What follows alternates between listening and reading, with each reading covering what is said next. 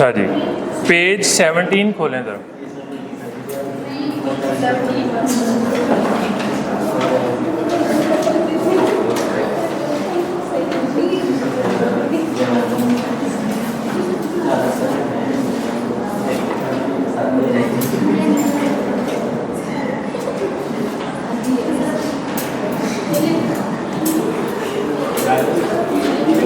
अच्छा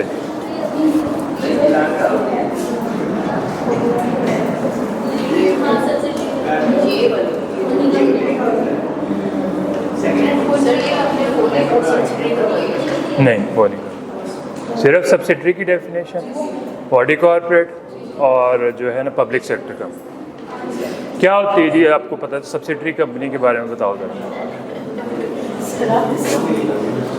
थोड़ा सा बताओ, गलत भी बता दो क्या।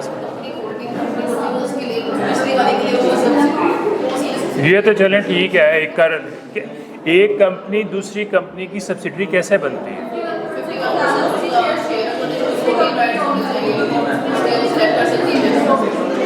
और क्या,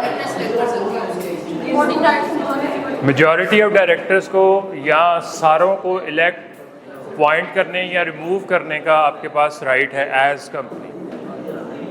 अच्छा, अगर एक होल्डिंग कंपनी है और उसकी एक सब्सिडरी कंपनी है और उसकी एक और आगे से सब्सिडरी कंपनी, वो होल्डिंग हो गई। लेकिन होल्डिंग कंपनी की एक सब्सिडरी कंपनी है, मार्कर का पता करें जी ज़रा, ये है ठीक है। ये कंपनी जी जनाब अभी करते हैं, एक मिनट। कंपनी ए, इसकी सब्सिडरी कंपनी बी, ठीक है, ये मिल के ये दोनों कंपनीज मिल के इसमें मोर देन 51% वोटिंग राइट्स रखती हैं। अब ये कंपनी क्या सब्सिडरी बन गई है एक ही कि नहीं बनी? यही लिखा हुआ है ना कि जी वो इटसेल्फ या टुगेदर विद इट्स सब्सिडरीज, तो फिर ये मिलके जो है वो भी उसकी सब्सिडरी बन सकती है। इसका एक क्वेश्चन भी मुश्किल से आया हुआ है, वो आपके साथ मिलके सॉल्व करेंगे, तो वो पता चल जाएगा कि जी इसका क्या रिलेशनशिप है। पार्टनरशिप में आप लोगों ने पढ़ा था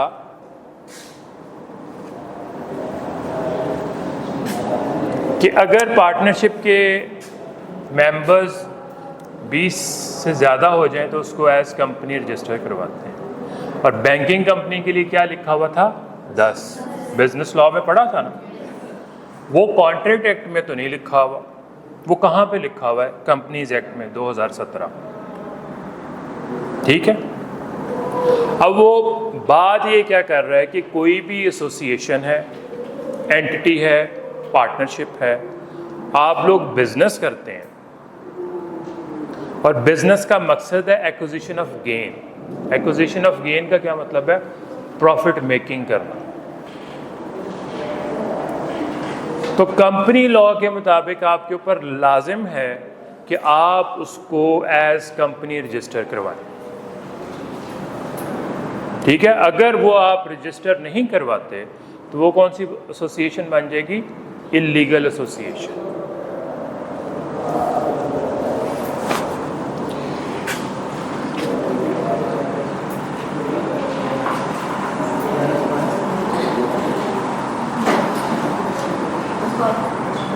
एग्जाम्पल 16 पढ़ते हैं पहले, फिर इसकी हम डेफिनेशन पढ़ते हैं।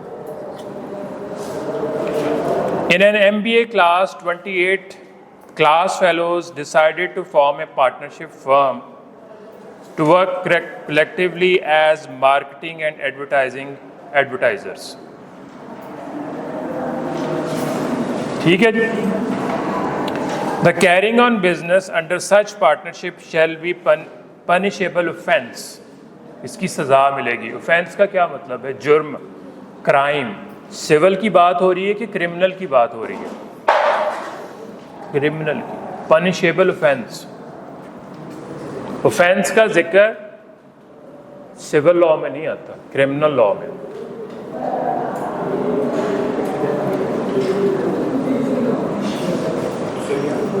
They should form A company under companies act 2017। अब डेफिनेशन पे आए। 3 वर्ड्स उसने यूज किए हैं, नो एसोसिएशन, नो पार्टनरशिप यानी कि नो सबके साथ लगेगा, और नो एंटिटी। क्रिकेट एसोसिएशंस होती हैं कि नहीं होती? ताजरों की एसोसिएशंस होती हैं। सिर्फ association consisting of more than 20 persons, यानी कि 20 तक तो मसला नहीं है, more than 20%, 21 person shall be formed for the purpose of carrying on any business that has for its objects the acquisition of gain by the association, partnership or entity। यानी कि आप चैरिटी वर्क तो नहीं कर रहे, आप business कर रहे हैं और एक्विजिशन ऑफ गेन कर रहे हैं। एक्विजिशन ऑफ गेन के बारे में लॉ की किताबें भरी पड़ी हैं, आम अल्फाज में अपनी इस चीज़ को ये समझ लें कि आप प्रॉफिट मेकिंग कर रहे हैं, यानी कि एक्विजिशन ऑफ गेन के ऊपर बड़े जजेस ने अपने ही ना छुरी देने की कोशिश की है कि जनाब एक्विजिशन ऑफ गेन होता क्या है। आम अल्फाज में समझ लें कि आप एक बिज़नेस कर रहे हैं और बिज़नेस के बाद क्या करना है, आपने प्रॉफिट मेकिंग करनी है। यहाँ आपने एक पार्टनरशिप बनाई है, कोई इदारा बनाया है या कोई एसोसिएशन बनाया है। अब आपके मेंबर्स 20 से ज़्यादा हो गए, तो कंपनीज एक्ट आपको क्या कहता है कि इसको कंपनी रजिस्टर करवा लो। अगर नहीं करवाओगे तो आप एक ऑफेंस कमिट कर रहे हो जो पनिशेबल है।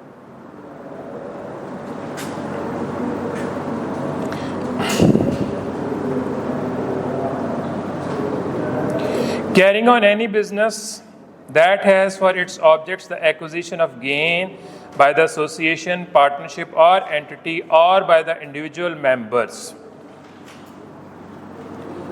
एंटिटी को गेन हो रहा है, एसोसिएशन को गेन हो रहा है, पार्टनरशिप को गेन हो रहा है, या किसी इंडिविजुअल्स को गेन हो रहा है। हो सकता है सबको गेन नहीं हो रहा, लेकिन उसके जो हिस्सेदार हैं, पार्टनरशिप में हिस्सेदार हैं कि नहीं हैं, उनको गेन हो रहा है, किसी को भी गेन हो रहा है। Unless it is registered as a company under the Companies Act, and any violation shall be an offence punishable as mentioned below। Penalty important नहीं है, mentioned below, यहाँ पे लेवल्स बता दिए गए हैं कि जी पेनल्टी क्या लगेगी।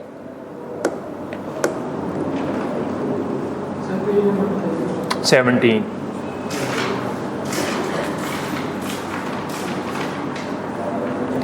फिर हैं जी इसकी एक्सेप्शंस। मैंने शायद आप लोगों को पहले भी बताया था, जब कॉन्ट्रैक्ट एक्ट पढ़ा तो मैंने कहा कि जो चार्टर्ड अकाउंटेंट्स हैं या लॉयर्स हैं वो लिमिटेड लाइबिलिटी कंपनी नहीं बना सकते, वो सिर्फ फर्म्स बनाते हैं। सुनते हैं ना आप, ये फर्म में काम करते हैं। फर्म का क्या मतलब होता है? पार्टनरशिप। और उसके 20 से ज़्यादा मेंबर, क्या वो प्रॉफिट मेकिंग नहीं करते, एक्विजिशन ऑफ गेन करते हैं कि नहीं करते? तो सबसे वो है कि जी उसके 20 से ज़्यादा भी मेंबर्स हो जाएं तो उनके वो कंपनी रजिस्टर करवाना लाजिम नहीं, ये उनके ऊपर रिस्ट्रिक्शन नहीं आती, यानी कि ये एक्सेप्शन अवेलेबल है। सबसे पहले एक्सेप्शन डी को पढ़ लेते हैं। ए पार्टनरशिप फॉर्म टू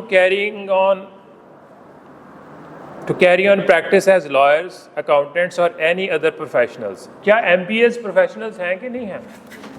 वो कंसल्टेंसी कर सकते हैं कि नहीं कर सकते? कर सकते हैं ना, वो एक फर्म बना सकते हैं। लॉयर्स प्रोफेशनल्स हैं, अकाउंटेंट्स प्रोफेशनल्स हैं, उन्होंने एक फर्म कायम कर ली।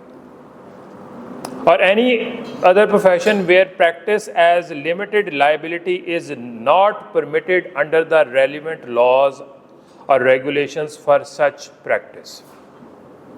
आम तौर पे एज अक्सर प्रोफेशंस में लिमिटेड लाइबिलिटी कंपनी नहीं बना सकते आपने फर्म बनानी है, और वो क्या बनानी है? अनलिमिटेड लाइबिलिटी के साथ। एग्जाम्पल 19 देख लें पहले, इसी से related. After qualifying CA, 28 chartered accountants decided to form a partnership firm to work collectively as chartered accountants। Services provide करेंगे, उसके पैसे लेंगे कि नहीं लेंगे? कितने मेंबर्स हैं? 28। ऊपर कितने लिखे हुए हैं? 20 से ज़्यादा हो जाएंगी तो वो कौन सी एसोसिएशन बन जाएगी? इल्लीगल एसोसिएशन बन जाएगी। लेकिन यहाँ ये एक्सेप्शन है पॉइंट डी में, यानी कि आप 50 मेंबर हो जाएं, 60 मेंबर्स हो जाएं, उसके पार्टनर्स हो जाए, उसको एज कंपनी रजिस्टर करवाना ज़रूरी नहीं है। द चार्टर्ड अकाउंटेंट ऑर्डिनेंस 1961 यानी कि जो आई कैप का ऑर्डिनेंस है, prohibits to practice as chartered accountant with limited liability. Such partnership is allowed under the law. यानी कि आपका अपना ऑर्डिनेंस लॉ जो है वो ये कह रहा है कि आप लिमिटेड लाइबिलिटी कंपनी नहीं बना सकते, आपने बनानी है तो फर्म बनानी है, और लाइबिलिटी क्या होगी? अनलिमिटेड।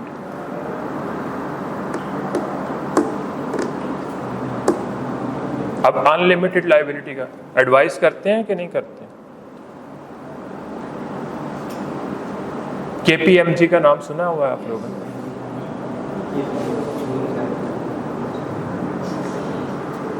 एक बायर ने कंपनी खरीदनी थी, KPMG जो थे उसके ऑडिटर्स थे, अकाउंटेंट्स थे। उस बायर ने उस KPMG से एडवाइस ली कि ये जो कंपनी हम खरीदने जा रहे हैं क्या ये प्रॉफिट्स में जा रही है?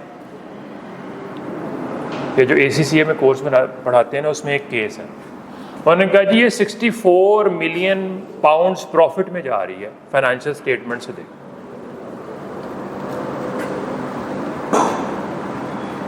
वो इनकी एडवाइस पे कंपनी खरीद लेते हैं। जब कंपनी खरीद लेते हैं और असल हालात का पता चलता है तो वो तो इतने खसारे में जा रही थी। एडवाइस पे मारा गया ना वो, ठीक है। उनके खिलाफ केस हुआ और KPMG इतनी बड़ी है, उन्होंने डैमेजेस पे किए 64 मिलियन पाउंड्स के। लेकिन पाकिस्तान में परेशान ना हो, यहाँ पे डॉक्टर गलती कर ले, नेग्लिजेंस कर ले, कोई केस नहीं बनता, लॉयर चार्टर्ड अकाउंटेंट। लेकिन डॉक्टर्स पे एक ये जो नई कोर्ट्स बनी है ना, कंज्यूमर कोर्ट्स, उसमें जो आप सर्विसेज प्रोवाइड करते हैं, एक डॉक्टर पे भी पिछले 2-3 साल पहले केस हुआ था। एक उन्होंने गलत इलाज किया बच्ची का किसी का, तो फिर उस गलत डायग्नोसिस की बेस पे उसके बाप को UK ले जाके इलाज करवाना पड़ा। तो उसका उस ज़माने में, आज से 3-4 साल पहले, जब पाउंड की वैल्यू कम थी, कोर्ट ने डॉक्टर की नेग्लिजेंस पे पेशेंट्स को 1.5 करोड़ रुपए के डैमेजेस दिए। यानी कि UK जाके इलाज हुआ तो फिर पैसे ज़्यादा ही लगे उन्हें। तो जो कंज्यूमर कोर्ट्स हैं, जो आप सप्लाई ऑफ सर्विसेज और गुड्स करते हैं, अगर उस पर कोई होती है तो लोग उसके ऊपर केस अब करना, यानी कि कंज्यूमर के राइट्स शुरू हो गए हैं पाकिस्तान में भी थोड़े बहुत। इससे ऊपर वाली एग्जांपल पढ़ते हैं जी, एग्जांपल 18। सॉरी,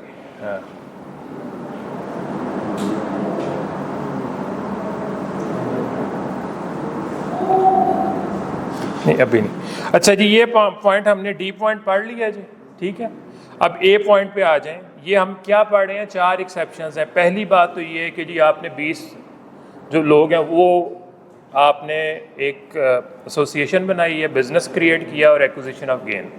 वो पार्टनरशिप हो सकती है, एंटिटी हो सकती है, एसोसिएशन हो सकती है, उसको एज कंपनी रजिस्टर करवाना। प्रोफेशनल्स ने कंपनी रजिस्टर नहीं करवानी। A पॉइंट पे आ जाए। Any society, body or association other than a partnership formed or incorporated under any law for the time being in force in Pakistan.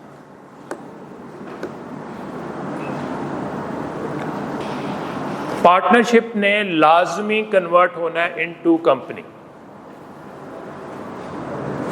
जब 20 से ज्यादा members हो।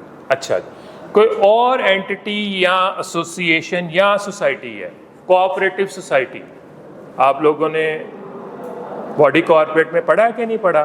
कोऑपरेटिव सोसाइटीज़ बॉडी कॉर्पोरेट हैं कि नहीं है? नहीं है। वो किस लॉ के मुताबिक रजिस्टर होती हैं?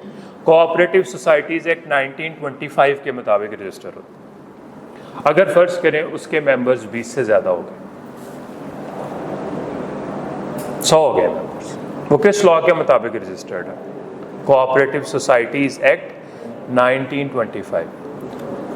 अब इसके ऊपर लाजिम नहीं है कि ये कंपनीज एक्ट के मुताबिक रजिस्टर हो, लेकिन बीच में से एक्सेप्शन और है। लेकिन फर्म भी तो पार्टनरशिप एक्ट के मुताबिक रजिस्टर होती है कि नहीं होती? और फर्म का रजिस्टर होना कंपलसरी है कि ऑप्शनल है? It is optional. हमने एक फर्म बनाई, उसको रजिस्टर करवाया और हमारे मेंबर्स 21 हो गए। हमें कंपनी बनानी पड़ेगी कि नहीं बनानी पड़ेगी? बनानी पड़ेगी। अब इस एग्जाम्पल को मैं चेंज करता हूँ। चार्टर्ड अकाउंटेंट या लॉयर्स की एक फर्म है जिसके मेंबर्स हैं और रजिस्टर्ड है और उसके 35 मेंबर्स हैं। इसको कंपनी बनाना पड़ेगा कि नहीं बनाना पड़ेगा? नहीं बनाना। ये जो आप वापडा सिटी का नाम सुनते हैं, ये भी वापडा एम्प्लॉयज़ कोऑपरेटिव हाउसिंग सोसाइटी है। किसके एम्प्लॉयज़ को ये मिली थी? वापडा के एम्प्लॉयज़ को प्लॉट्स मिले थे सस्ते। ठीक है, तो उसने कहा है कि जी अगर कोई आपने अदारा किसी लॉ के मुताबिक रजिस्टर करवा दिया है और उसके मेंबर्स 20 से ज़्यादा हो गए हैं, तो अब उसको कंपनीज एक्ट के मुताबिक रजिस्टर करवाने की ज़रूरत नहीं है, लेकिन पार्टनरशिप को करवाना है। और पार्टनरशिप में से कौन सी पार्टनरशिप को नहीं करवाना? जो प्रोफेशनल्स की, क्योंकि डी एक्सेप्शन बता दी है ना नीचे उसने। इसके अलावा कोई भी फर्म होगी और उसके मेंबर्स 20 से ज्यादा हो गए, तो उसको आपने क्या करना है? रजिस्टर करवाना। A joint family carrying on joint family business, मुश्तरका खानदान मुश्तरका बिजनेस, उसके 50 मेंबर्स हो सकते। ठीक है जी, दादाजी भी हैं, 4 बेटे भी हैं, उनके आगे से भी बच्चे हैं, वो सारे काम कर रहे हैं, जॉइंट फैमिली बिजनेस में कर रहे हैं। उसके मेंबर जितने भी हैं वो सारे क्या कर रहे हैं? बिजनेस कंडक्ट कर रहे हैं। और क्या कर रहे हैं? एक्विजिशन ऑफ गेन हो रहा है।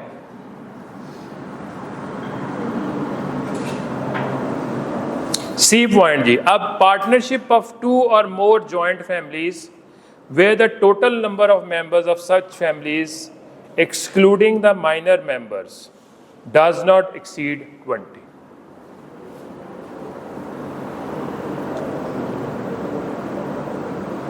जॉइंट फैमिलीज की पार्टनरशिप,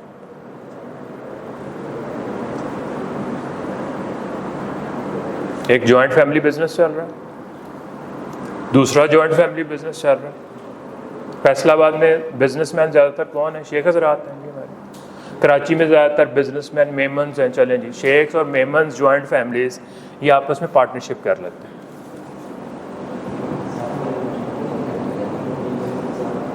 उनका भी जॉइंट फैमिली बिजनेस है, इनका भी जॉइंट फैमिली बिजनेस है। ठीक है जी, माइनर्स को निकाल देना बीच में से और ये पार्टनरशिप क्रिएट कर लेते हैं। लेकिन इसके भी मेंबर 20 से ज्यादा नहीं होने चाहिए। और मेरा इस पॉइंट पे हमेशा क्वेश्चन ये होता है कि ये एक्सेप्शन कैसे बनती? 20 की तो रिस्ट्रिक्शन यहां पे भी लगी हुई है। ऊपर जो आपने कह दिया कि 20 से ज्यादा हो जाएंगे तो आपने उसको क्या करना है? एज कंपनी रजिस्टर करवाना। तो यहां पे भी 20 की ही बात कर रहे हो और साथ ऊपर कह रहे हो कि ये एक्सेप्शन है। ये तो क्रिटिकल एनालिसिस हो गया इस चीज़ का, आप लोगों ने नहीं करना है इस चीज़ को। आप लोगों के पॉइंट ऑफ व्यू से क्या सिंपल बात है कि जी बस ऊपर आपको डेफिनेशन का पता हो और 4 उसकी एक्सेप्शंस का पता हो एग्जामिनेशन पॉइंट ऑफ व्यू से।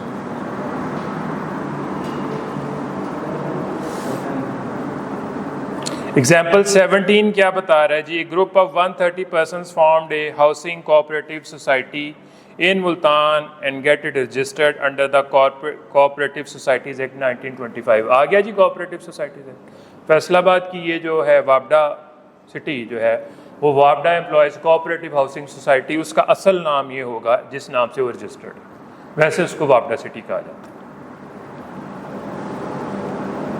कितने मेंबर्स हैं जी इसके? 130 हैं। 20 से ज़्यादा हो गए हैं ना मेंबर्स। इसको कंपनी रजिस्टर करवाना, क्यों? फर्ज करें कि ये एक पार्टनरशिप है, क्या वो लॉ की खिलाफ वर्जी कर रही है? कर रही है। 130 मेंबर। अब ये पार्टनरशिप प्रोफेशनल्स की है, अब लॉ की खिलाफ वर्जी हो रही है। नहीं।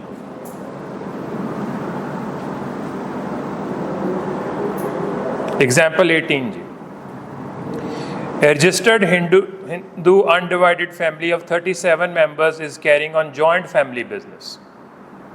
They are not required to register under the company. ये एग्जाम्पल जो थी हिंदू अनडिवाइडेड फैमिली की क्यों है? क्योंकि अंग्रेज के दौर से यही चल रही है और इसको चेंज नहीं किया गया।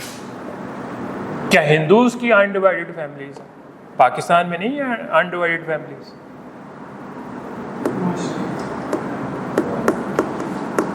बिजनेसेस लोग कर रहे हैं, तो यहाँ पे एग्जाम्पल आज तक वही चल रही है। कोई इसमें से क्वेश्चन?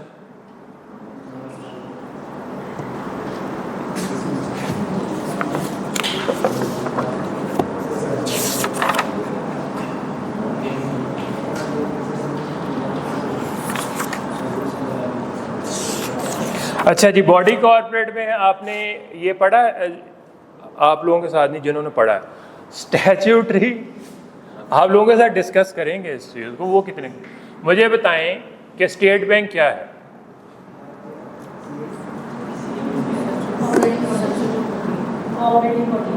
बॉडी कॉर्पोरेट, कॉर्पोरेशन या body corporate? Body corporate. Body corporate और कॉर्पोरेशन इंटरचेंजेबल वर्ड्स हैं, एक्सप्रेशंस हैं। स्टेट बैंक को बॉडी कॉर्पोरेट किसने बनाया? कौन से चीज में? बॉडी कॉर्पोरेट की डेफिनेशन पढ़ी है ना, मुझे बताएं कि वो किसने बनाया उसको? बॉडी स्टैट्यूटरी, स्टैट्यूट ने बनाया। 1956 का जो स्टैट्यूट है, यानी कि एक्ट ऑफ पार्लियामेंट बनता है और हम उस इदारे का नाम रख देते हैं, इदारे को कहते हैं कि ये इदारा बॉडी कॉर्पोरेट होगा, तो वो बॉडी कॉर्पोरेट की डेफिनेशन में शामिल हो गया कि नहीं हो गया?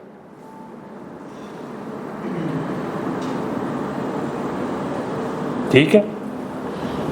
अगला क्वेश्चन, अगर मेरे पास एक कंपनी के 60% शेयर्स हैं लेकिन इसके साथ वोटिंग राइट्स अटैच नहीं है, मेरी एक कंपनी है जिसके पास दूसरी कंपनी के 60% शेयर्स हैं लेकिन उसके साथ वोटिंग राइट कोई नहीं है, क्या वो मेरी कंपनी की सब्सिडरी है?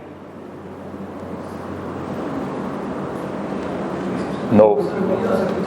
वोटिंग सिक्योरिटीज की बात की गई है, मोर देन 1/2 वोटिंग सिक्योरिटीज। ये भी याद रखें कि ज़रूरी नहीं है कि हर शेयर के साथ वोट भी अटैच हो।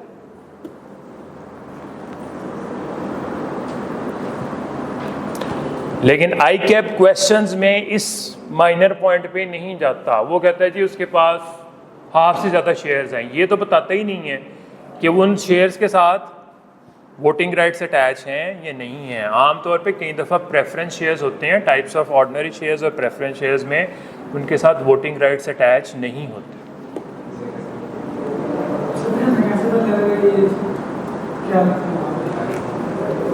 आपने क्वेश्चंस जब आप 2-3 पढ़ेंगे, उसका जिस तरह उसने आंसर किया हुआ है साफ पता चल जाता है कि इसने सब्सिडरी कंपनी की। आप उसको इस तरह और करके लिख दें कि अगर इसके साथ वोटिंग राइट्स अटैच हैं तो ये सब्सिडरी है।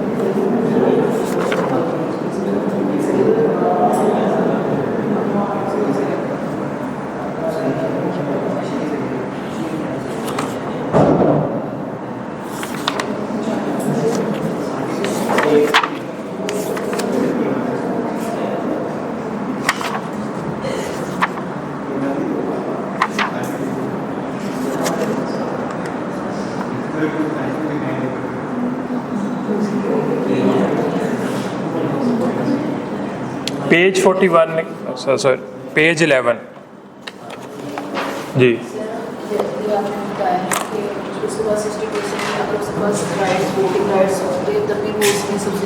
वोटिंग सिक्योरिटीज़ की बात, सिक्योरिटीज़ में मैंने आप लोगों को बताया था कि सिक्योरिटी मींस शेयर्स या डिबेंचर्स, शेयर्स को इक्विटी भी कहते हैं। अगर मेरे पास ऐसे शेयर्स हैं जिसके साथ वोटिंग राइट्स अटैच नहीं हैं,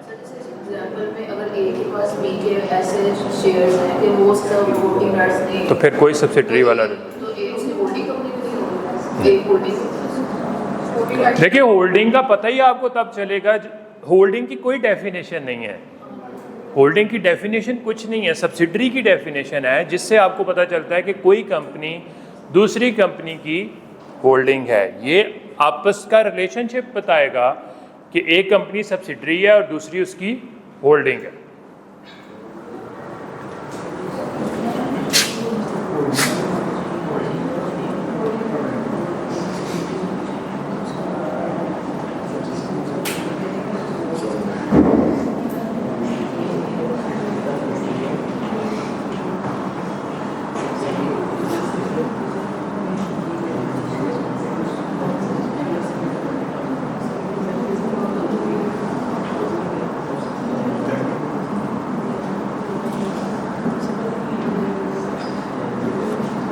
पेज 11 पे बोर्ड की डेफिनेशन है। बोर्ड ऑफ डायरेक्टर्स, मैनेजमेंट किन दो पार्ट्स में डिवाइडेड है, बोर्ड ऑफ डायरेक्टर्स और शेयर होल्डर्स में, जिसको हम जनरल मीटिंग भी कहते हैं। ठीक है, कुछ मामलात का फैसला बोर्ड ऑफ डायरेक्टर्स ने खुद कर लेना है, कुछ का क्या करना है, बोर्ड ऑफ डायरेक्टर्स ने शेयर होल्डर से उसका अप्रूवल लेना। बोर्ड से क्या मुराद हो गया जी, in relation to a company means board of directors of the company. जहां पे भी बोर्ड का जिक्र आएगा तो that means board of director. अच्छा जी, अब आगे जी मेंबर की डेफिनेशन, पास पेपर्स में मेंबर की डेफिनेशन आई हुई है, सब्सिडरी कंपनी की डेफिनेशन आई हुई है, बॉडी कॉर्पोरेट की डेफिनेशन आई हुई है, प्राइवेट कंपनी की डेफिनेशन आई हुई है। ठीक है, मेंबर भी वर्ड यूज किया जाता है, शेयर होल्डर भी यूज किया। मेंबर जो है वो ब्रॉडर टर्म है as compare to shareholder, यानी कि मेंबर में मेंबर भी शामिल होगा और शेयर होल्डर भी शामिल होगा। देखें, जिस कंपनी का शेयर कैपिटल नहीं है उसके हिस्सेदारों को क्या कहेंगे, मेंबर्स।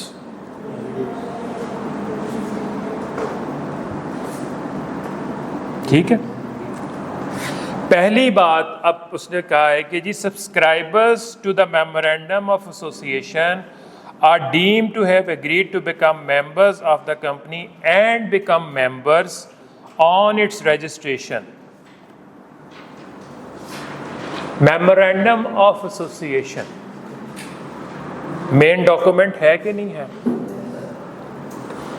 उसकी फॉर्मेशन में जो इनिशियल शेयर होल्डर्स होते हैं जो मेमोरेंडम ड्राफ्ट करते हैं और एंड पे वो कहते हैं कि हम कंपनी में कम से कम एक शेयर खरीद रहे हैं।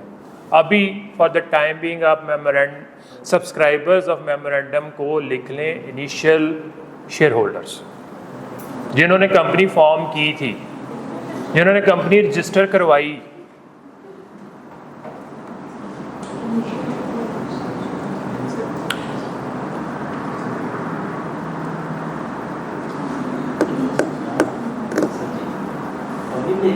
जिंदगी कब शुरू होगी मुझे ये बता, कंपनी जब रजिस्टर हो जाएगी। ठीक है, हम लोगों ने एक कंपनी का मेमोरेंडम ड्राफ्ट किया और सब ने कहा जी कम से कम हम कंपनी में एक एक शेयर खरीदेंगे। अभी कंपनी रजिस्टर नहीं हुई तो क्या हम मेंबर बन गए? हम कब मेंबर बनेंगे? जब वो रजिस्टर हो जाएगी। The subscribers to the memorandum of association are deemed to have agreed। Deemed का क्या मतलब होता है? समझा जाएगा ऐसे कि वो एग्री कर गए हैं। जब सब्सक्राइबर्स ने साइन कर दिए और कहा कि हम कंपनी में कम से कम कितना शेयर खरीदेंगे, एक से ज़्यादा खरीद सकते हैं, कम से कम एक शेयर खरीदें मेंबर में, members of the company and become members on its registration. किसकी रजिस्ट्रेशन पे? कंपनी की रजिस्ट्रेशन पे। अब एक कैटेगरी होगी, and every other person to whom is allotted or who becomes the holder of any class or kind of shares member। अच्छा, allotment का जिक्र कहाँ पे आएगा? एक कंपनी ने शेयर्स लॉन्च किए, हम सब ने अप्लाई किया और हमने कंपनी से शेयर्स खरीदे, यानी कि अप्लाई किया। अच्छा, अब आ जाए ऑफर एंड एक्सेप्टेंस पे आ जाएं। कंपनी ने शेयर्स बेचने की एडवर्टाइजमेंट दी, ये ऑफर है कि invitation of an offer, invitation of an offer. हम सब लोगों ने इंटरेस्ट शो किया और कहा जी हम कंपनी के शेयर्स खरीदना चाहते हैं, हमने ऑफर किए। ये एग्जांपल भी याद है ना, वो जो offer should be accepted within a reasonable time where time has not been given. ठीक है। अब कंपनी जिन जिन के ऑफर्स को एक्सेप्ट कर लेगी उनको शेयर्स अलॉट कर देगी।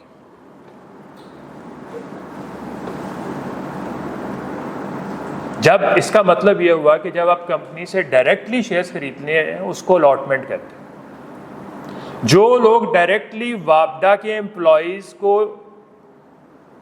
वापडा टाउन में प्लॉट्स मिले होंगे उनको अलॉटमेंट लेटर मिला होगा, डीएचए वालों को अलॉटमेंट लेटर मिला होगा। जब उनको प्लॉट मिल जाता है क्या वो आगे बेचते हैं कि नहीं बेचते हैं? बेचते हैं ना। हमने कंपनी से शेयर्स खरीदे, हमें अलॉटमेंट हुई, क्या शेयर एक प्रॉपर्टी है कि नहीं है? प्रॉपर्टी है। इसको हम आगे बेच सकते हैं कि नहीं बेच सकते? अब हम जिसको आगे ट्रांसफर करेंगे क्या वो मेंबर बन जाएगा कि नहीं बन जाएगा? उसके लिए वर्ड अलॉटमेंट यूज नहीं होगा। Who becomes holder of any class or kind of shares। पहले उसने कहा कि मेंबर्स कौन हैं? जिन्होंने सारे कागजात तैयार किए हैं और कंपनी की फॉर्मेशन के लिए एप्लीकेशन दी। जब वो कंपनी रजिस्टर हो जाएगी तो वो उसके मेंबर्स बन। अब वो कंपनी रजिस्टर हो गई है, अब उसके शेयर्स मार्केट में अवेलेबल हैं। अब दूसरी स्टेज पे हम लोग आए, हमने शेयर्स के लिए अप्लाई किया, हमें शेयर्स मिल गए, हम भी मेंबर्स बन गए। अब अगर हम अपने शेयर्स बेच देते हैं किसी थर्ड पर्सन को, उसको लॉट नहीं हुए, वो होल्डर है, वो भी मेंबर बन गए।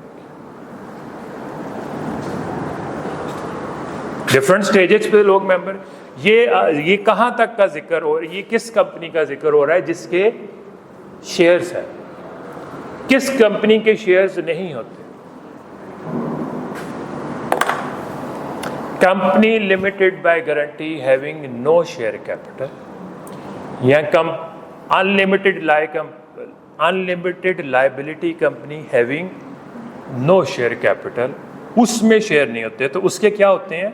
मेंबर्स होते हैं। In relation to a company not having share capital, ये किसका जिक्र कर रहा है? गारंटी लिमिटेड कंपनी या unlimited? Any person who has agreed to become a member of the company and whose names are entered in the register of members are members of the company. The term shareholder and member is used interchangeably, but from the above definition it is clear that member is a broader term. Interchangeably का क्या मतलब है? Substitute के तौर पे कई लोग उसी जगह पे शेयर होल्डर यूज़ कर देते हैं, उसी जगह पे मेंबर यूज़ कर देते हैं, लेकिन वो क्या कह रहा है कि member is a broader term. अगर आप ये मेंबर है तो इसके अंदर शेयर होल्डर उससे नैरो टर्म है, ये ब्रॉडर टर्म है। इस मेंबर की कैटेगरी में मेंबर्स भी आ जाते हैं और शेयर होल्डर्स भी आ जाते हैं। एग्जाम्पल 13 देखें जी। Adeel is a member of ABC guarantee limited which does not have a share capital.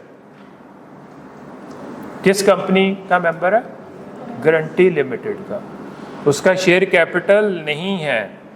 Adil has guaranteed to contribute an amount up to ₹1 million if needed in case of winding up of the company.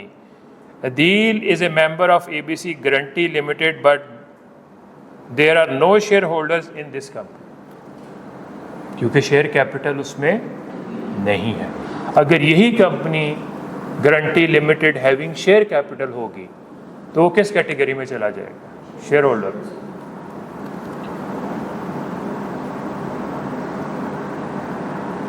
Example 14 Maria वाली देखें जी। Along with other members of her family subscribe a memorandum for the registration of the company limited. Company has been registered but share certificates have not been printed and allotted yet. Share certificates अभी नहीं बने और allotment नहीं हुई। Subscribers to memorandum कब members बन जाते हैं? As soon as company is registered. यही पढ़ा है ना अभी definition. Maria is member of the company although she does not technically hold any shares yet, क्योंकि उसके पास शेयर सर्टिफिकेट नहीं। घर के कागजात होते हैं, रजिस्ट्रीज को कहते हैं, गाड़ी के डॉक्यूमेंट्स होते हैं। आपने किसी कंपनी में शेयर खरीदे हैं, उसकी कोई एविडेंस, मलकियत की एविडेंस होनी चाहिए कि नहीं होनी चाहिए? वो किस सूरत में मिलती है? शेयर सर्टिफिकेट की सूरत में।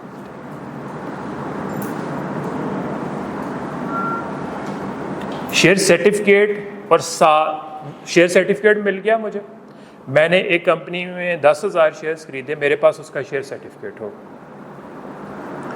मैं किसी को ये शेयर्स बेचना चाहता हूँ, उसके साथ क्या करूँगा?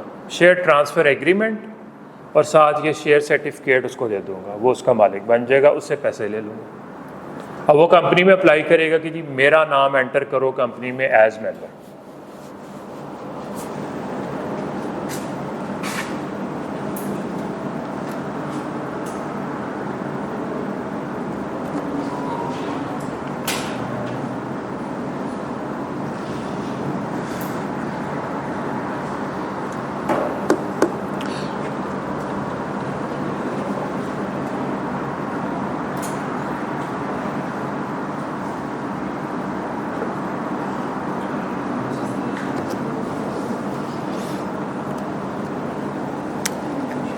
अच्छा जी, एक पॉइंट पढ़ लें बस, फिर उसके बाद वोटिंग राइट्स की कोई खास डेफिनेशन नहीं है। Voting rights means the right of a member of a company to vote on any matter in a meeting of the company. On any matter in the meeting of the company. आप लोगों से मैं पूछता हूँ भाई कल test करना है, रिटर्न प्रैक्टिस करनी है, इस पर वोट करना है। जब मैंने शेयर्स किसी को ट्रांसफ़र किए, उसके साथ जितने राइट्स थे वो शेयर्स के साथ ट्रांसफ़र हो जाएंगे कि नहीं हो जाएंगे? जो मेंबर में नहीं शामिल होगा उसके पास वोटिंग राइट भी नहीं होगा। अच्छा जी, वोटिंग राइट्स कैसे एक्सरसाइज किए जा सकते हैं? अगला क्वेश्चन। या तो वो प्रेजेंट है in person, through video link, और बाय प्रॉक्सी और bye means of postal ballot. Postal ballot का क्या मतलब है? पोस्ट के थ्रू उसने अपना वोट कास्ट किया, लेटर भिजवाया। प्रॉक्सी, खुद नहीं आया अपनी जगह पे, किसी और को भिजवाया। जब कोई मीटिंग होती है तो मीटिंग का एक नोटिस सर्व किया जाता है, हाँ, और मीटिंग से कितने दिन पहले वो सर्व होना चाहिए? 21 दिन पहले। उसमें बता दिया जाता है मेंबर्स को कि इस मीटिंग में क्या चीज़ डिस्कस होनी, और साथ मीटिंग के नोटिस के साथ एक प्रॉक्सी फॉर्म होता है। भाई साहब आपने खुद आना है या अपनी जगह पे किसी और को भेजना है। तो आप मीटिंग किस तरह अटेंड कर सकते हैं? क्या 3 तरीके बताए गए हैं? इन पर्सन, अपनी जगह पे किसी और को भिजवा दे, वीडियो लिंक पे आ जाए, या पोस्टल बैलेट यूज कर।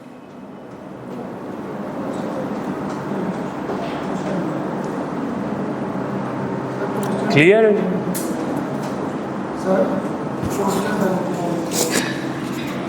पोस्टल बैलेट अपना आपने जो वोट है वो थ्रू पोस्ट के आपने भेजा,